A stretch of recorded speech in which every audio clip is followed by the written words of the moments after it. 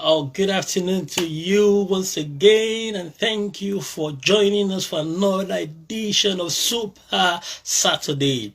I'm 100% sure that you will be blessed. You joined today. You'll be glad you came today. We have a wonderful guest today on our live show, and his name is Dr. Charles Apoki. He's going to be speaking to us on a wonderful topic: emerge the rise of a new nation, the rise of a nation. So I want to encourage you, please make sure you don't leave the channel. It's going to be awesome. It's going to be fantastic. Hello, Dr. Hello, sir. Thank you so much. How are you? Very well. Thank you so much for coming on our show today. We celebrate you, sir. Thank you so much. I know You're welcome. you've had a busy day already. Thank you for sparing us, this little time just to have a chat with us. God bless you, sir. You're And welcome. but for those of us that are just joining or don't know, Dr. Charles Apoki is one of the leading voices in Nigeria about a new Nigeria, that he wants to see in his lifetime, just like the one he saw when he was younger. He has so many stories to tell us about Nigeria when Nigeria was still in infancy, and the difference between that Nigeria and the Nigeria now. So he has been championing the cause for a new Nigeria, and it's such a privilege to have him in our midst today. Thank you very much again for joining us, Doctor. Without further ado, I just want to quickly go to the question, who is Dr. Charles Apoki? So people will have an idea of who we are today. Okay.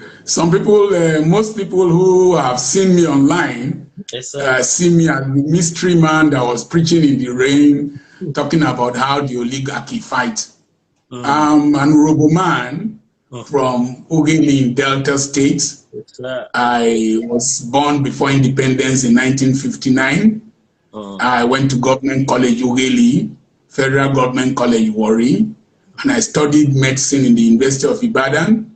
I left the University of Ibadan 1984, went to Aba to practice medicine after my youth service. Okay. I have four children. This eldest one is a medical doctor in Germany.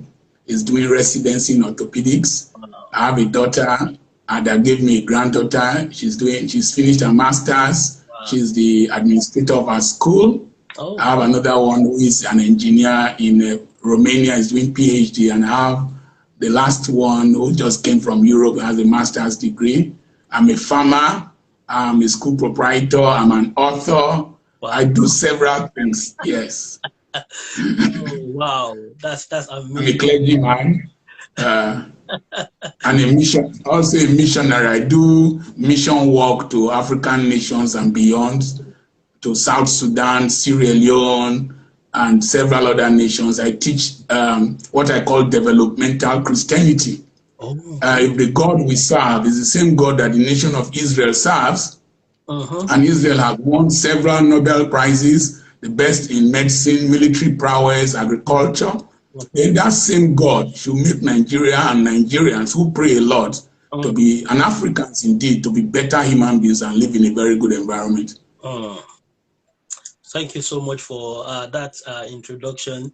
So we know who Dr. Charles Apoki is. For some of us that watch some of your videos during the NSAS movement, I particularly Yes. watched the Battle of the Oligarchies and How do you, how the oligarchy fight? oligarchy fights and the other one about the Iron Fist.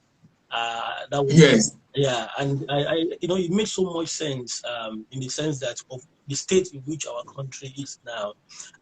One thing I noticed about our country is that we pray a lot in our country. We pray and pray and pray, and we grew up to learn to be praying for the country. We pray for Nigeria, we pray for our country. For those that are not Nigerians, definitely everybody grew up praying for their country, because that was a practice that our parents taught us. So the first question I want to ask is, there are two divides in Nigeria at the moment. We have the Sorosoke generation and the keeping quiet generation, the generation that believes in pray, pray, pray, pray, pray, and the generation that believes in act, act, act, act. So the question now is, how can these two generations work together to create a better Nigeria? Okay.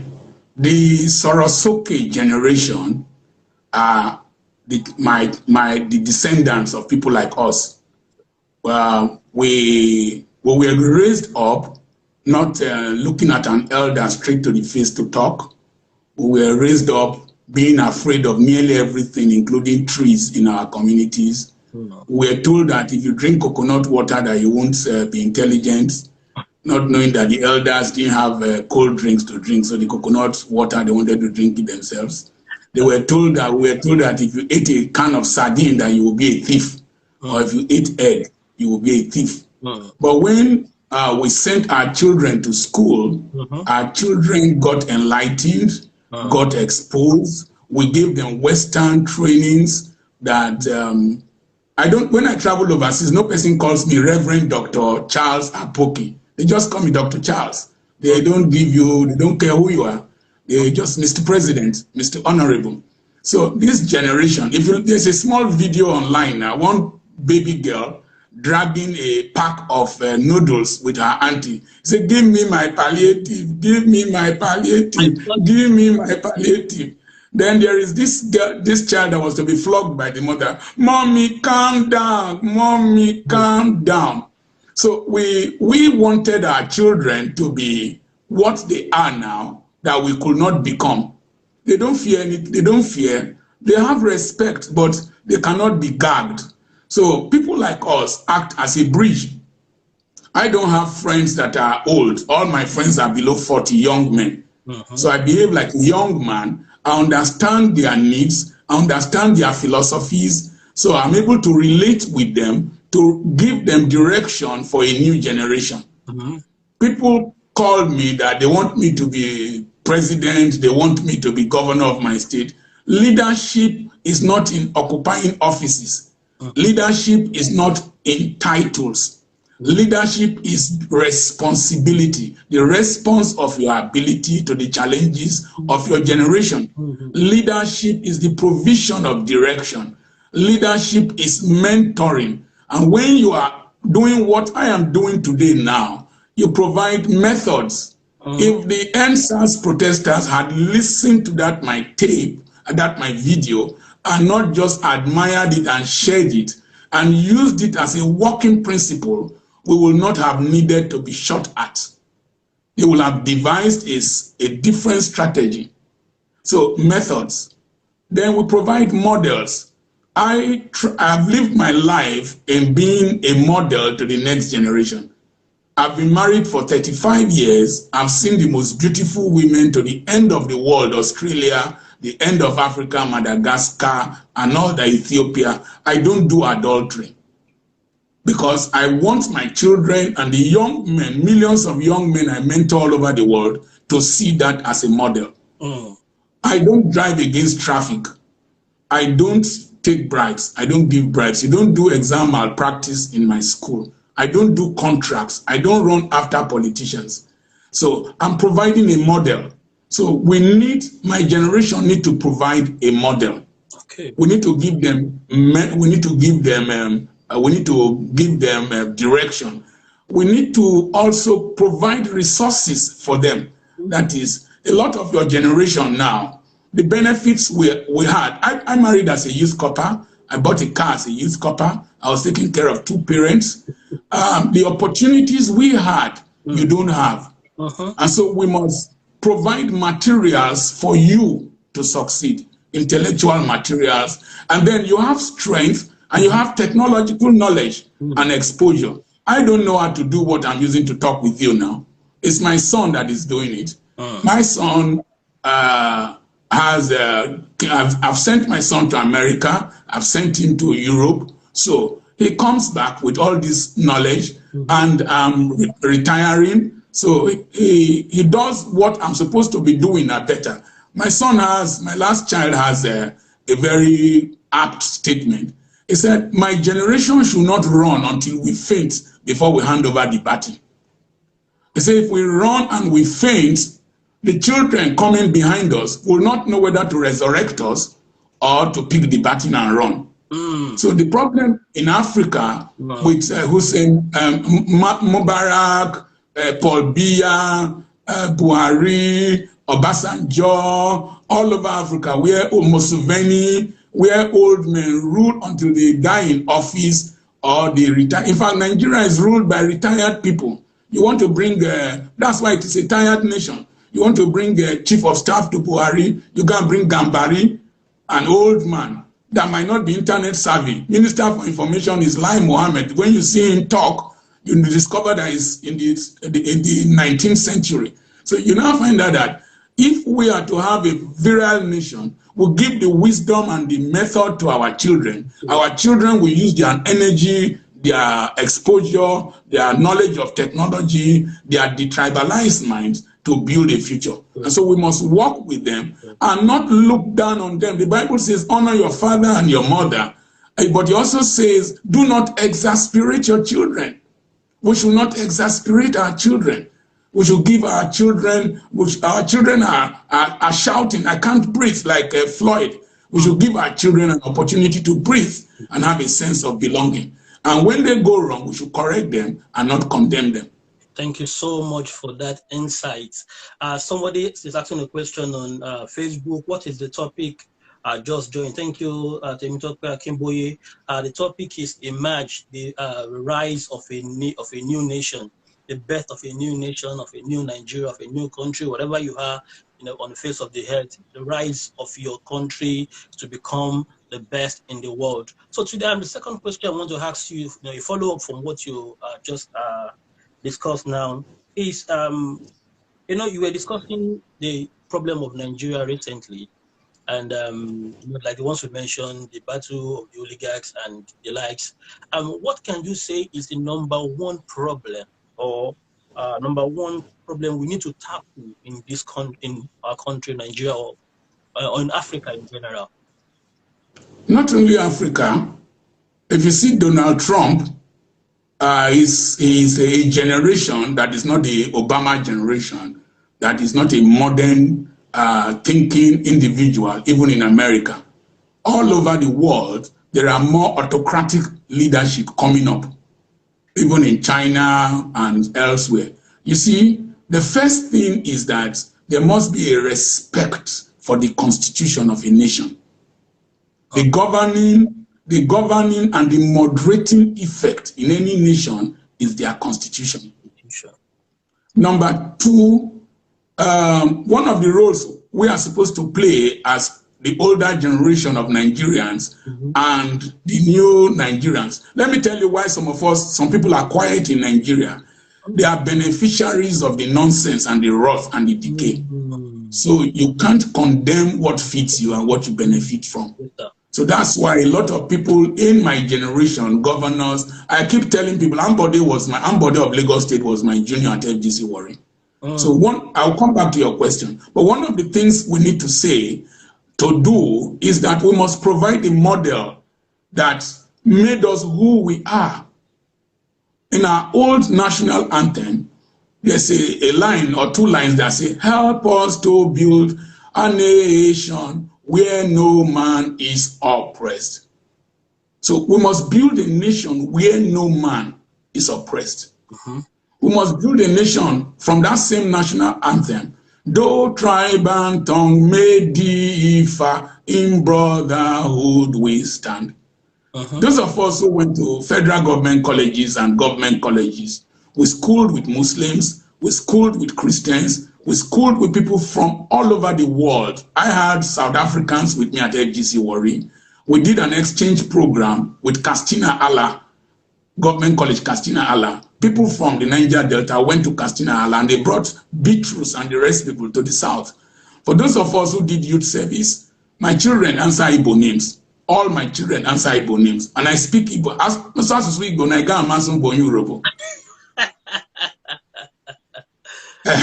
So I speak Igbo as an Igbo man. I live there. The Igbos are my friends. They've made me to a large extent to who I am now. I schooled in the University of Ibadan, went to Igbora, Lanlate, Ayete, Gogon, and all those places. So if we build the Nigerian, the federal government colleges were tailored towards building a new Nigeria where tribe and tongue did not matter. So Then the next thing we need to also do in this country, apart from the respect for the Constitution, Yes, sir. we don't respect the Constitution in this country. We don't respect law and order. As I was driving here to come and do this recording with you, just to turn at a turning, there were about 4 lines of vehicles trying to turn. These individuals doing this rubbish in Nigeria, if they go to the UK, they dare not try it because they will be arrested, their licenses will be seized. In Australia, my friend bought a car. He didn't know the horn was not working for 2 years because you don't need to blare your horns. So we need to respect the law. This includes churches, policemen. So a church will be blaring their speakers and disturbing your sleep. Somebody will enter the vehicle you want to travel with and start shouting that he's praying. When I pray, you don't hear me because I respect my wife and respect my neighbors. Then value for human life. You see, the way our soldiers are trained, the way our policemen are trained, they are still trained to be like the agents of the colonial masters. I remember when they used to pursue people for tax in my village, people with the whole forest would just be running because somebody wants to collect a tax from you. Wow. So you now find out that's why it is Nigerian police force. It's a force. Mobile police force. So you now see that the soldier is trained very brutally, trained to see me as a bloody civilian. The policeman is trained to see us as potential criminals, not as their employers. When I was watching a video now, 2 men were flogging another man's wife. Maybe he committed adultery. Adultery is not an offense in Nigeria. It might be against the Bible, but you have no right to flog somebody because he committed adultery. I told people that there is SARS in all of us. Somebody wrote a poem about Otueke where Goodluck Jonathan came from. The youths caught that boy and flogged him.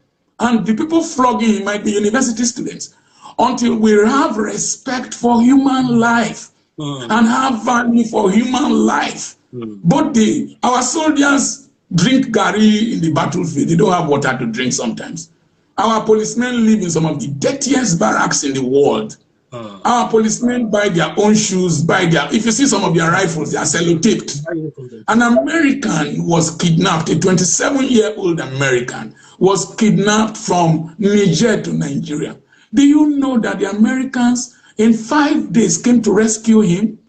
If you convert the cost of rescuing that American to Naira, it will be up to 1 billion Naira. When you have hospitals that have no medication, you have nurses that do more than 1 shift at once, the value for human life, until we start to value human life in Nigeria, the budget will not work, the traffic will not be controlled, our streets will be dirty. The people ask me, why do I not fear? Why will I fear? My schoolmate, a medical doctor, my colleague, a medical doctor, a nephrologist, was made to roll in the gutter at Airport Junction in Warri by somebody who joined the army with maybe primary 6. Wow. I saw the military flogging an elite northerner, an elite, beautiful, fine young man, came out of his SUV white to tell them that he was taking his pregnant wife to the hospital. And I saw these lousy soldiers descend on him and flog him. And then I saw Nigerians killing policemen. Why will you kill a policeman? I saw Nigerians during the COVID-19 lockdown using plan to whip your soldier. How can you flog your soldier? We don't have respect for human life in all spheres of Nigeria. Not only the police, not only the army, the politicians. How can you come to a tribunal and start denying the shooting in Lekki, and you start giving funny excuses, while Australia just came on air to apologize for the misdeeds of their soldiers in Afghanistan because they value human life. Corruption, when you steal money meant to build hospitals, it's because you don't value human life. When you cheat in an exam as a medical student, you don't value human life. I lecture in a Bible school.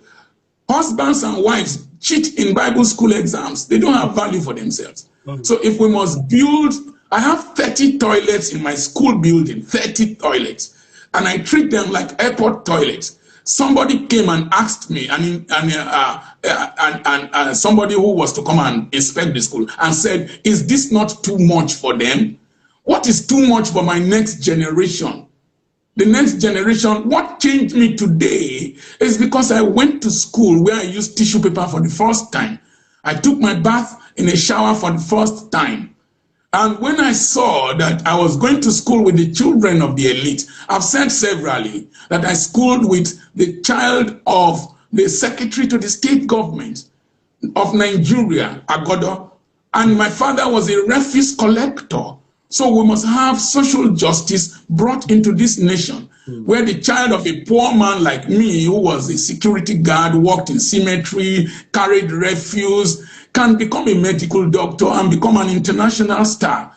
Once our children have this value placed on them, Gilad Shalit was kidnapped in Gaza. Israel went out and to look for Gilad Shalit. 3,000 Palestinians were exchanged for one Jewish man. That is value for human life. Even though I don't like the Jewish attitude of imprisoning Palestinians and treating them like animals. So we must raise a nation that has value for the Constitution, value for human life, and then value for ourselves.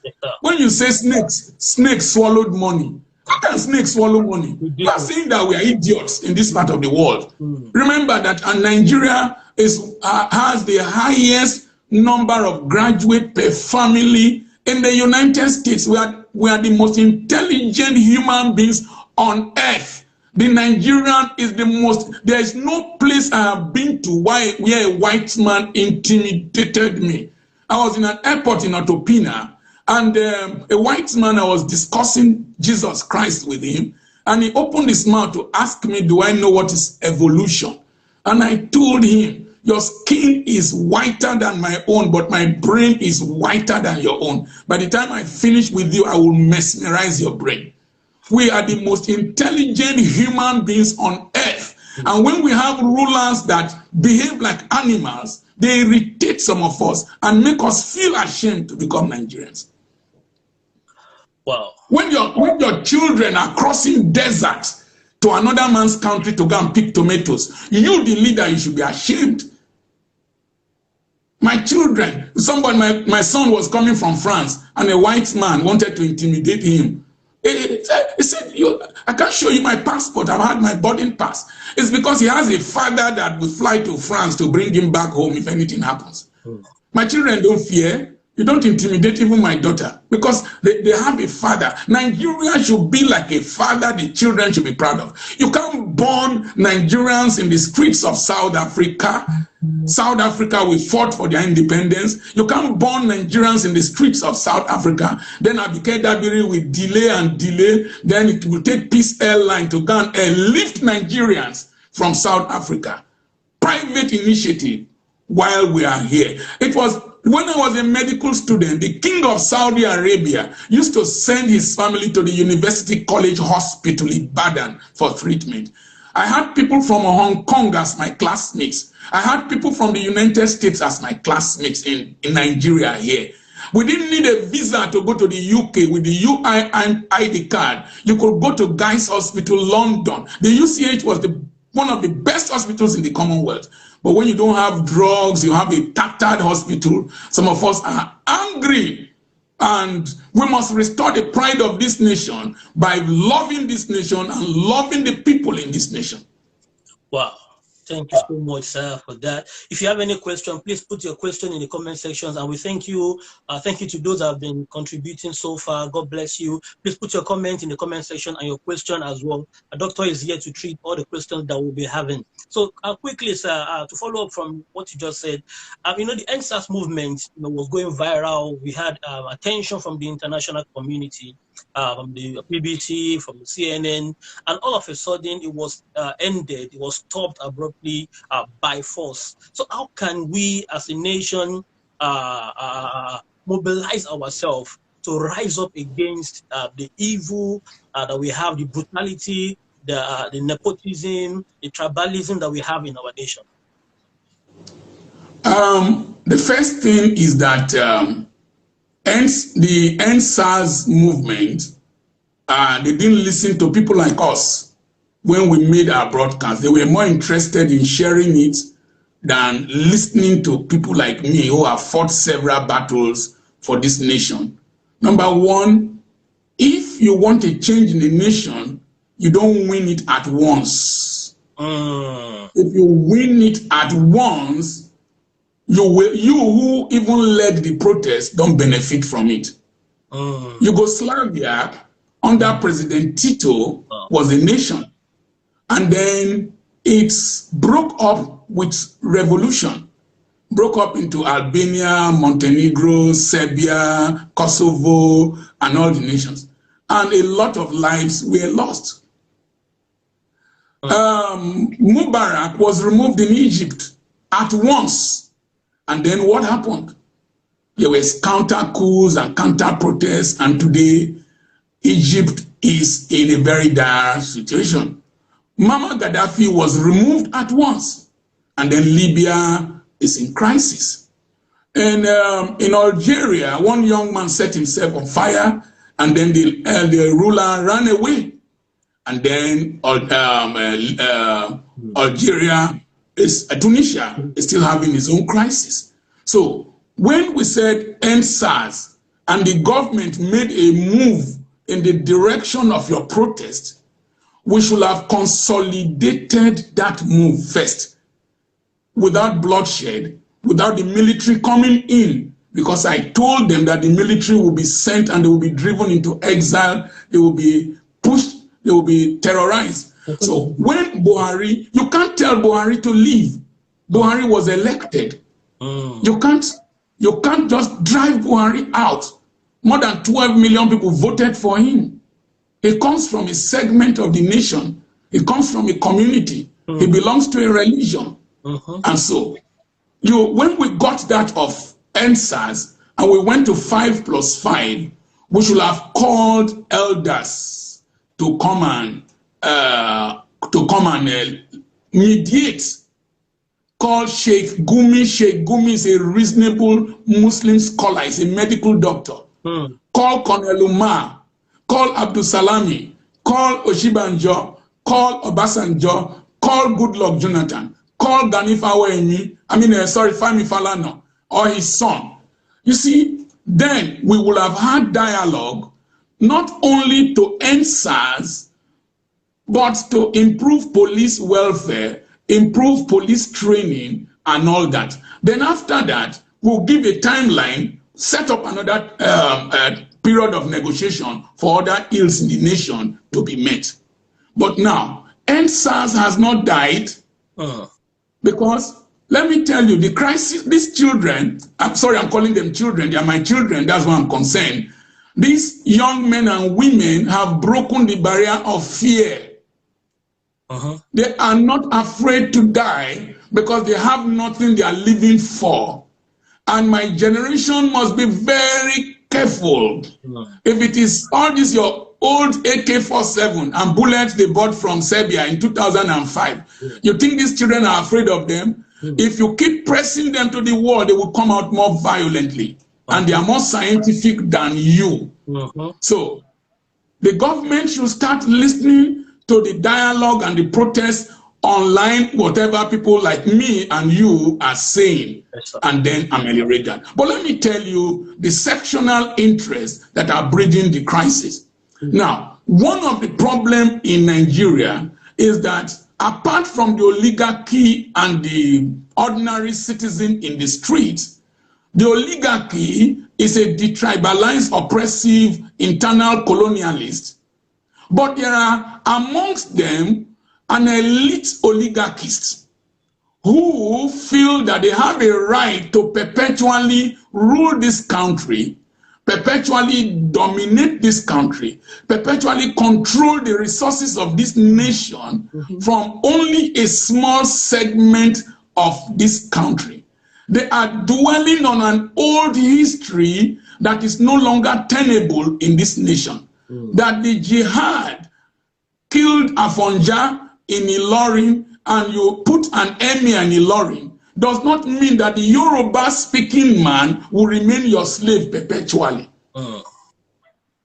That you defeated the Igbo man during the Civil War does not mean that you will subject the Igbo man to a second-class citizen in his own nation. And I said that according to Chris Agiris in his management of organizational conflict, that for any normal psychologically mature man, any normal psychologically mature adult, a time comes when his personal interest comes in conflict with organizational goals. What is happening in Nigeria is that the present design of Nigeria is in conflict with regional, tribal, and generational goals. Yes, sir. We are a multi-religious, multi-ethnic group. Regionalism has failed. There's no longer North. We have Fulani headsmen. I go and interview Northerners. I interviewed the man I buy dollars from or the man I buy wristwatches from. He said that what Fulani headsmen are doing in southern Nigeria, that it is only 5% of the wickedness that they are doing here, that the 95% of the wickedness that they do where they come from, he is from Sokoto State. He says that he cannot access his village, he cannot access his town. Wow. I interviewed Northerners from Balewa local government area, where if you as a Christian drinks water in the secondary school from the same container that the Muslims are drinking water from, they will pour the water away, that you have contaminated it.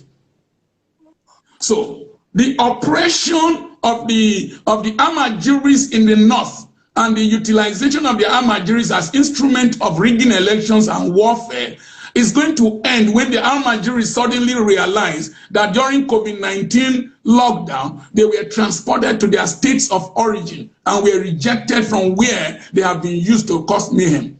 Wow. So, if we are to have a Nigeria, we must have a Nigeria where the best is presented by the 6 geopolitical zones. I have said that one man ruling 200 million intelligent and diligent people cannot succeed. Somebody asked me in South Africa, Springs, he said, Nigerians, you are criminals. I said, shut up your dirty white mouth. Criminality is intelligence looking for a manifestation. Looking for an avenue for manifestation in the midst of oppression and deprivation. When Nigerians are oppressed and deprived of the liberty to be Nigerians, they will want to become Biafra. They want to become Oduduwa. They want to become Middle Belt states. So what do? Let's have a 6-man presidential council. Bring your president from the Northwest. Bring your president from like as in Spain. Bring your president from the Southwest. Bring your president from the South-South. Bring your president from the Southeast. Let's not have national parties. It is a method of colonizing all of us again. Let us have regional parties. Do your election in Northwest. Don't come here to campaign. We don't go there to campaign. One, it will reduce cost. It will lead to internal competition to bring out the best to represent each region. And it will lead to equity. By the time you rotate the president's child spokesman, in 12 years, the Igbos will have become president, a Yoruba man will have become president, a Middle Belt, North Central will have become president, and then the contention for the control of this dirty oil money, dirty Nigerian oil money is not up to the budget of New York City or even Bronx. The money we are fighting for that has led to what is called Dutch disease in economics is dirty, cheap, small money. So when you assuming Buhari was representing a segment of this country, and another person from the north is representing another person, and then you share the portfolios. Defense belongs to one man, external affairs, internal affairs, petroleum, and you share portfolios. There is a uniform distribution of power from the center. and then remove the Senate. The Senate is a waste.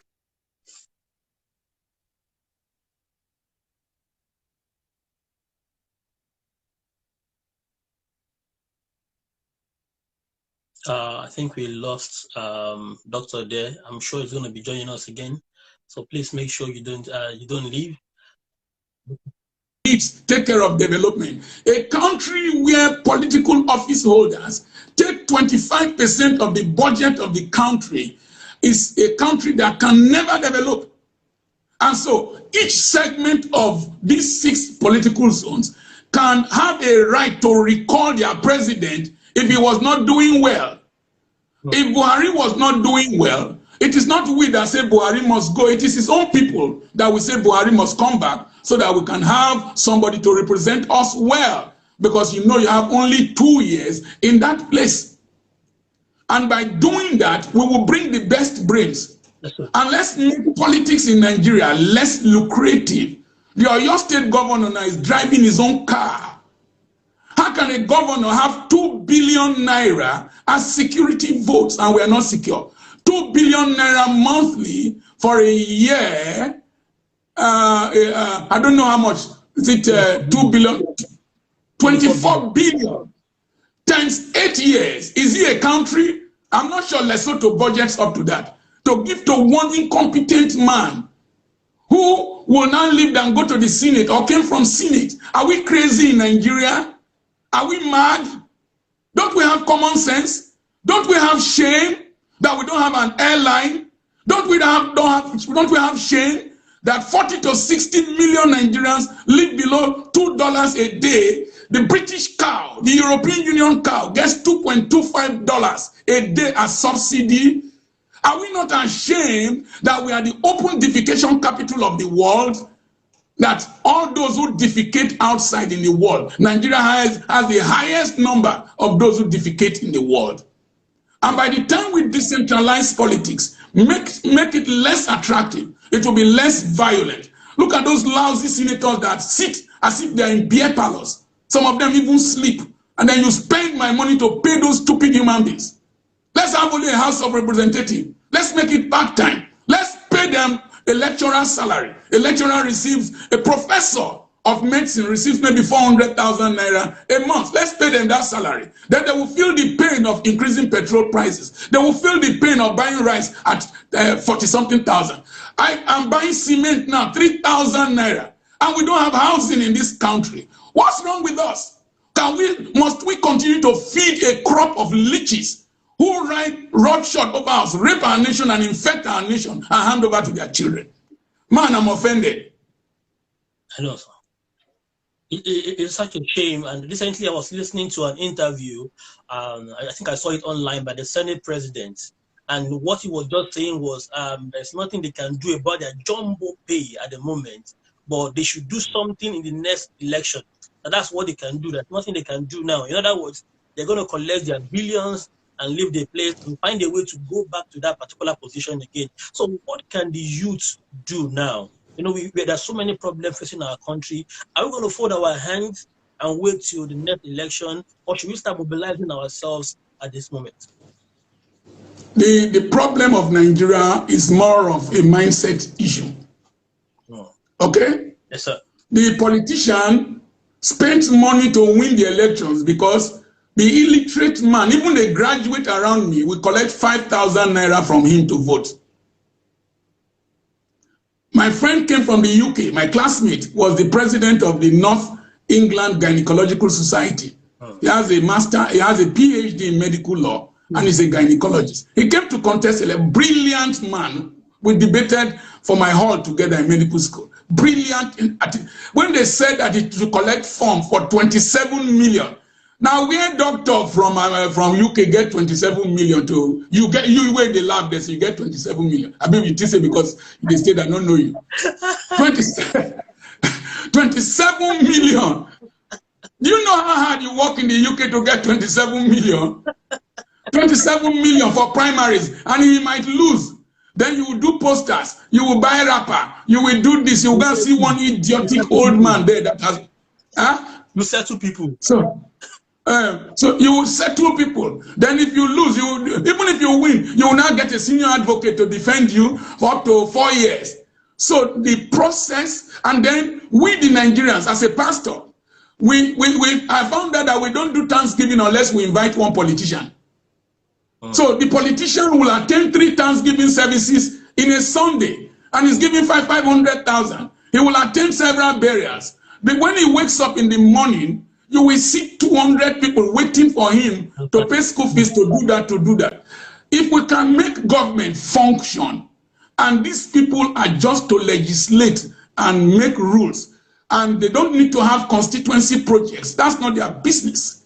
So with the burden we place on politicians, the demand we place on politicians is too much in Nigeria. We must change that mindset. Number 2, age does not connote responsibility in Nigeria. That is being young.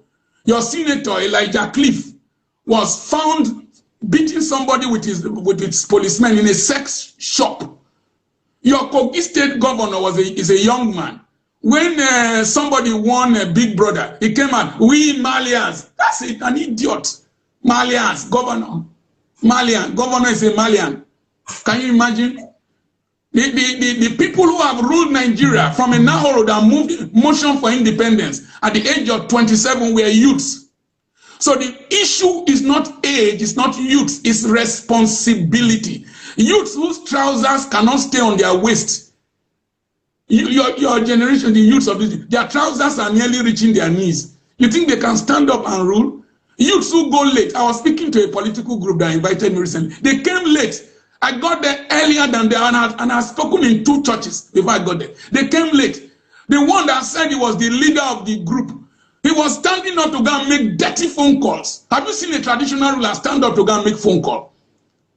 Your generation, one of the things, let me say this, they might not like me, that you are a comedian, that you are a musician, and that you are an actor, and you're popular, does not give you administrative wisdom. George Weah took over in Liberia. He did not perform better than Salif. So the problem in Nigeria is not age. The problem in Nigeria is responsibility, love for nation, love for humanity, respect for humanity, and the desire for social justice. If somebody of my age bracket can provide it, if Peter Obi can provide it, if somebody, excuse me, if somebody can provide it from the north, doesn't matter. But let's still go back to my system. So the youths of today who like being, who were those matching ballot boxes in Lagos? MC one person. Was he not a youth? Who is Elliot? Elliot that spoke like an idiot. Is he not a youth? Who is the woman that wanted to rebrand palliative to do her birthday? Is he not a youth? Is she not a youth? So the problem with Nigeria, you are enjoying UK there now because people designed that system. People want that system to function. You are enjoying America listening to me is because the system is defended. Donald Trump will be thrown out of the White House because he's a tenant. He pays rent in the White House. He's a tenant. The man is a tenant.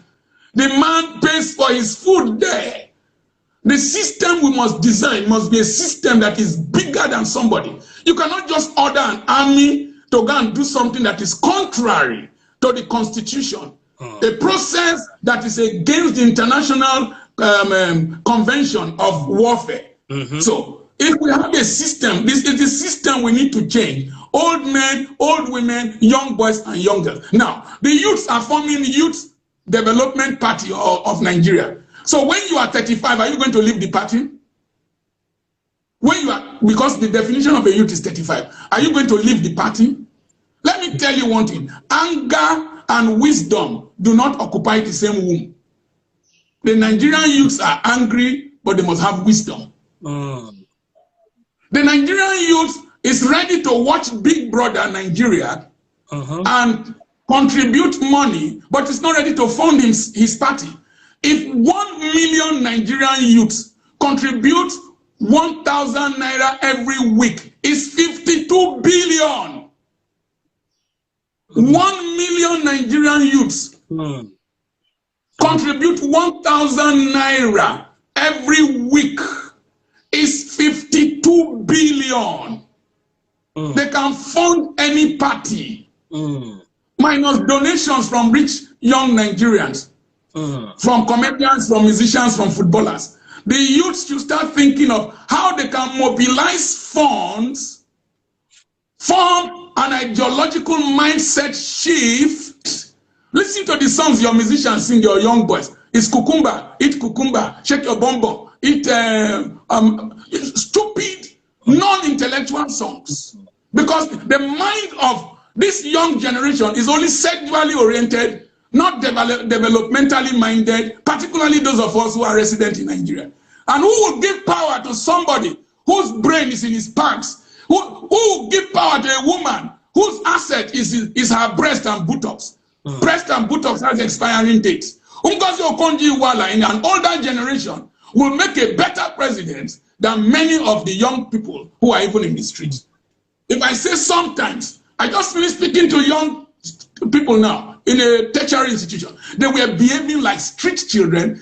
Their phonation, diction, mental, something were eating chewing gum. Crude young people who don't have. I opened my first hospital when I was 29 years old. At 27, I was manning a 40-bed hospital. An expatriate left the hospital. I was doing surgeries better than him. I was doing intestinal anastomosis, doing Manchester repairs, because I prepared to serve my nation. I got married as a youth copper. I bought a car as a youth copper. When you are 30, you are behaving and living an irresponsible life. You can't organize your life. You think that just being young gives you the right to rule. The people, let me tell you one thing. The people the youths are fighting against, their children are in Harvard. Their children have PhDs. And then you want to behave stupidly and you think you can take power from the oligarchy. The oligarchy will hand it over to their children. My son is a PhD research fellow in Europe. You want to come and contend with him with stupidity? Do you understand what I'm saying? The steps they are taking already are very wrong. The steps of forming Youth Development Party. Must all of us belong to the same party? We can devise a means of taking over PDP. We can devise a means of taking over APC. And when you say youth, I saw a northern youth criticizing CNN reflexly. You know, the Nigerian youth, I listen to their Facebook pages. I go through their comments. They comment like face me, I face you mentality. You know, people in face me, I face you. When they quarrel, they're crazy. He was commenting as if he was not a Nigerian. I told him that even I schooled with very intelligent northerners, and the pressure we are facing in this country is more in the north.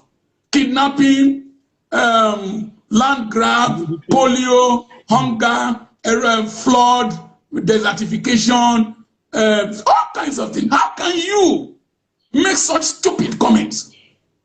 You know, so the northern youths need to realize that they have had leadership over the years and they have benefited nothing.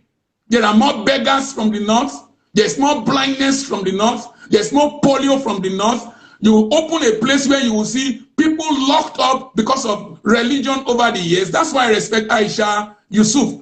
People locked up in rooms that are in Islamic schools, deprived of their rights, treated like slaves. No, we cannot tolerate that.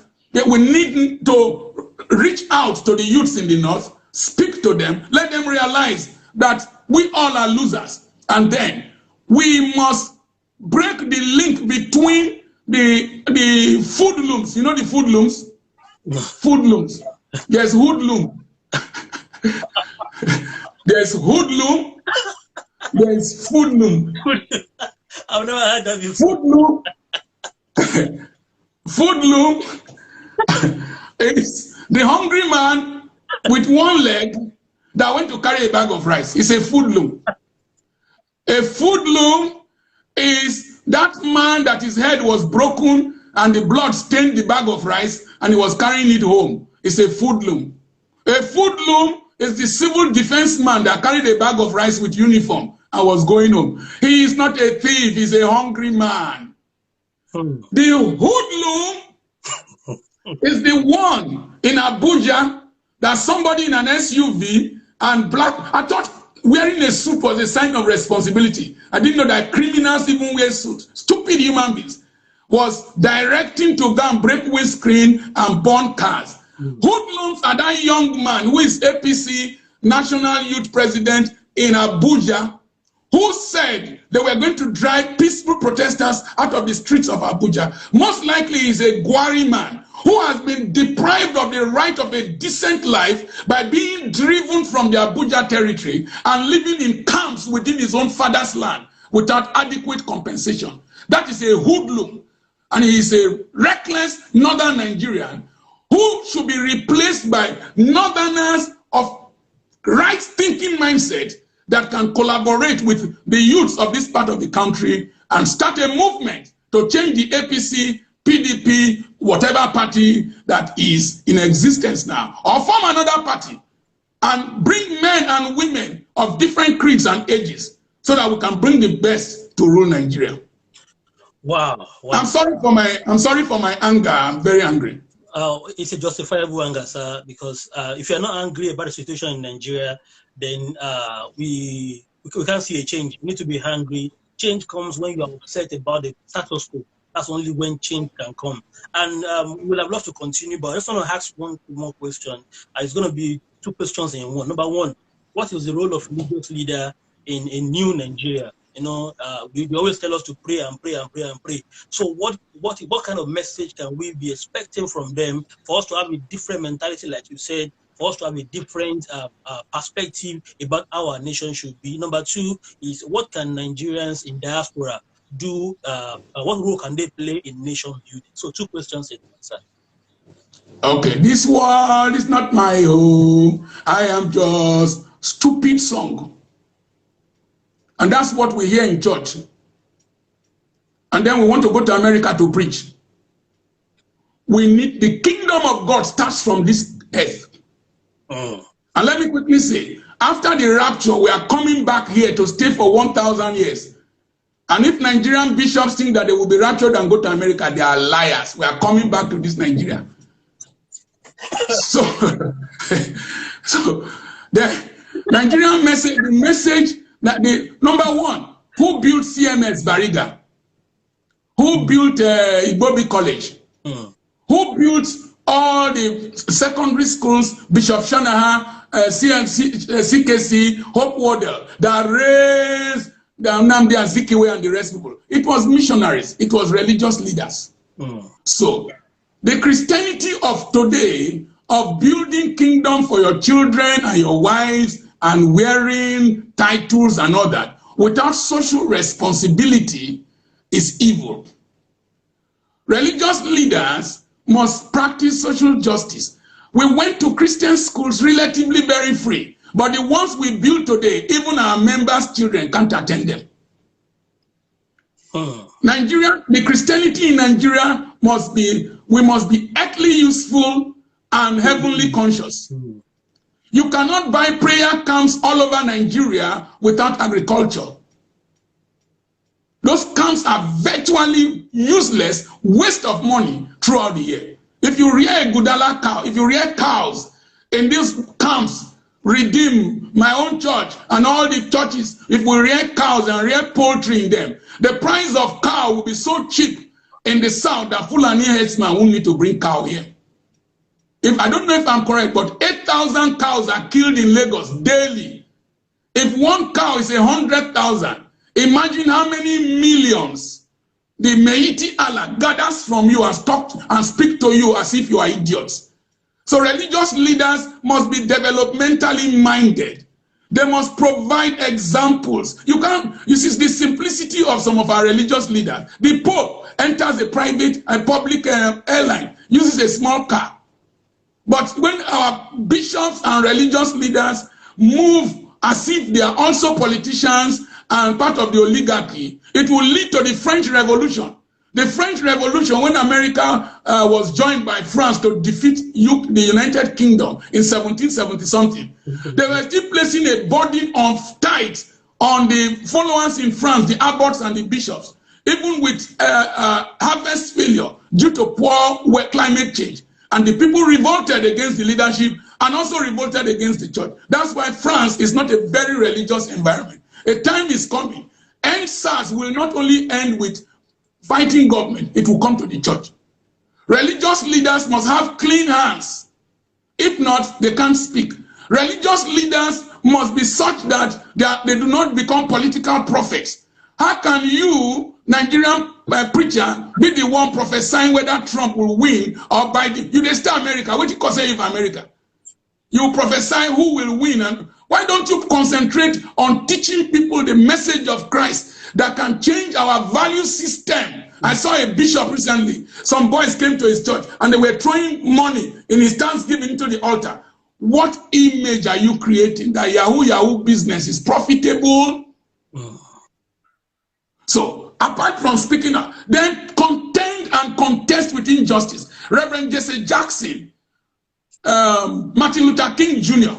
was a Baptist minister that came to Montgomery when Rosa Parks was thrown out of a bus and jailed. It was Martin Luther King Jr. that took it up. I don't know if you know Louis Farrakhan. Yeah. Louis Farrakhan is a Muslim scholar. He speaks against the ills of America. Jesse Jackson, the same thing. Why is it that Nigerian pastors and preachers are so afraid to say something when the nation is going bad? Simple. It is politicians that grace our Thanksgiving services. It is they that contribute to our welfare. And so we can't bite the finger that feeds us. Nigerian Christians, there's one man in Port Harcourt. He's building houses for harlots, doing all kinds. We must bring Chris Oyakilome built something somewhere. I think Oyedepo also gives scholarship. We must do more of that and less of self-aggrandizement. That's one aspect. The second question was what? Concerning Nigerians in diaspora. Nigerians in diaspora. Listen, I respect your decision to stay overseas. It is not easy to live in Nigeria. All of us cannot be here. If there has to be change in many nations, I don't advocate for violent change. The Shah of Iran was in France when the students in Iran were protesting. Ayatollah Khomeini. Yeah. Ayatollah Khomeini was in France when the students were protesting. When they invaded the American embassy and locked those people there for 444 days, and the revolution drove the Shah of Iran away from Iran, finally to America, where he died of pancreatic cancer. The diaspora should act as the conscience of the nation, the voice of the nation, the face of the nation, in such a way that when they suppress us here, you can raise your voice there. You can raise your voice in such a way that people will hear us. You are the ones who will go to the United Nations to counter the lies told by the oligarchy. You are the ones who will go to the Nigerian embassy in different nations. Don't destroy the embassy. Don't pull the flag down, but stay there and make noise. The one I will suggest might be very bad, but when you see our criminals there, embarrass them. When they come for medical treatment, block that hospital, tell them to come home and die with us. Do you know, to rush me now from here to Ogara, the road is so bad I might die before reaching them. So I'm not afraid of talking. Embarrass them when they come there. Don't beat them. Embarrass them. Protest that they should come back to their nation to come and stay with us and develop our nations. You are the voice, you are the face, you are the strength. Some of you there are the best this nation has produced. And you cannot stay there and enjoy another man's country and only come back here when they bring your dead body here. Nigeria is not a cemetery. Fight for this country so that when you come, you will not be kidnapped. Remember, your children, unless they stay there forever, unless you when they interview me, so unless you stay there forever, you will not walk on private roads. If you come, Nigeria not they safe, then go kidnap you.